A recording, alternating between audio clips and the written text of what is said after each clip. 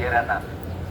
Huwag po natin kalimutan, huwag po tayo magpa-kumpiyansa or panatag na ang aksidente hindi po nangyayari.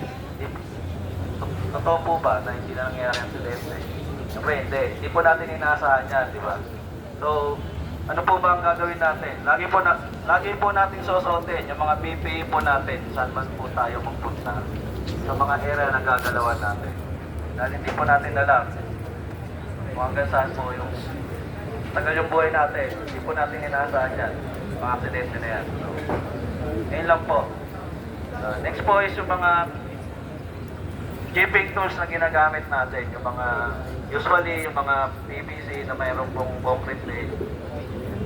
Huwag po natin gamitin yun kasi napaka-taas po ng chance ang mga aksidente po yun. Kasi masyado pong marupok yung dulo po o yung ulo po nung concrete nail na pinag-chichipingan po natin. Marami po nakikitang ganyan. Pag nag-iikot po ako. Gumamit po tayo ng tamang tools para po sa mga ganyan. Kasi yung iba po dyan, chichipin, tapos wala rin pong gamit-gamit na protection sa mata. Paano naman, diba? Hindi naman po yan nabibili sa palengke, yung mata na yan. Pag na-aksidente po tayo, wala na. Ano po yung pamilya natin? Umasa po sa atin araw-araw. Lastly po, yung mga power tools po natin, siguraduhin po natin updated po yung mga tagging niyan. Kulay blue po, yung latest natin for power tools. Lagi po tayo mag-iingat sa trabaho dahil meron pong umaasa sa atin na makauwi po tayo ng ligtas at buo. Yun lamang po. Maraming po salamat. Okay, good morning! Okay, medyo klaruhin ko lang, dadagdagan ko lang yung sinabi ni St. Lukson. Sinasabi niya kasi yung tungkol sa aksidente.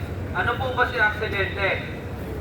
Yan po yung mga bagay na hindi inaasahan, hindi plinano, at hindi ginusto. Meron ba nagpaplano ng mga aksidente ngayon? Wala. Wala. Nagustuhan po ba natin ng mga aksidente? Hindi. Hindi. Diba? So hanggat maaari po, yung sinasabi ni Safety Lukson, ay yung protection. No? Protection natin ay sinusuot araw-araw. Sinusuot nga po ba? Habang nagtatrabaho? Ano-ano po ba yung mga protection natin sa katawan o panangga natin sa sakuna o pwedeng mangyari sa atin? Ano po ba yung mga protection na yon? Yung PPE. Ano po ba ibig sabihin ng PPE? Baka hindi pa po ninyo alam. Mahiram? Mahiram personal equipment. Tama ba? Mahiram? Kasi yung iba po kasi na PPE po ay hinihiram na lamang para lang po makapagtrabaho. Maling-mali po yun. Maling-mali po. Okay? So ang PPE po natin, personal protective equipment. So personal, pag personal po ninyo, hindi po yan pinapahiram. Malinaw po ba?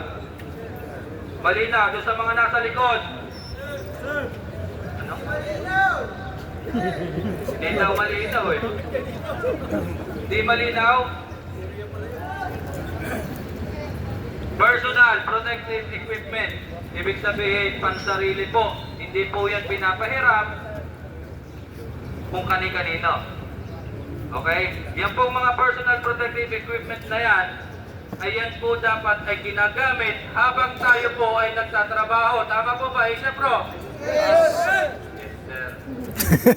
Wala. Kitang-kita ko kayo kahapon eh. Yes, sir. Nakita ko kahapon. Nakita namin kahapon. Oh. Tapos, yes, sir. Huwag na kami. Iba na lang. Okay? So, kahapon po kasi sa pag-ikot namin, nabulaga lahat ng mga manggagawa. Kasi hapon kami umikot eh. Kala nila, umaga lang. Hindi po.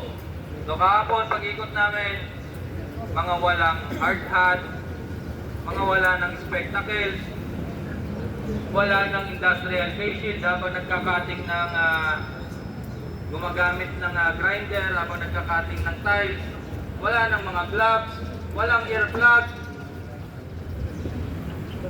naka-crocs pa, no? Naka-tsinelas pa, dun sa mga palapag na hindi pa naman ginagawang non-PPE zone. Paano nyo nasabi na naiintindihan nyo yung sinasabi ko ngayon? Sige nga po, pakiliwanag, paki-explain with Johnson. Oh, ano, wala. Yes, sir. Yes, sir na naman. Di ba? Bago kayo mag-yes, sir, siguraduhin po ninyo na kayo po ay sumusunod sa mga patakaran natin. Bago kayo mag-yes, sir. Naiintindihan po ba? Yes, sir. Very good, ha? Very good, ha?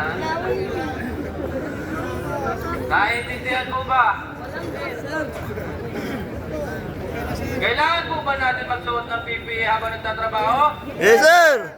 Sigurado, ha? Yes, sir. Magaling, ha? Magaling kayo, ha? Sige, tingnan natin yung galing ninyo mamaya pag-ikot namin ulit. No? Kasi marami po, sa totoo lang po, oo nga, patapos na po tayo.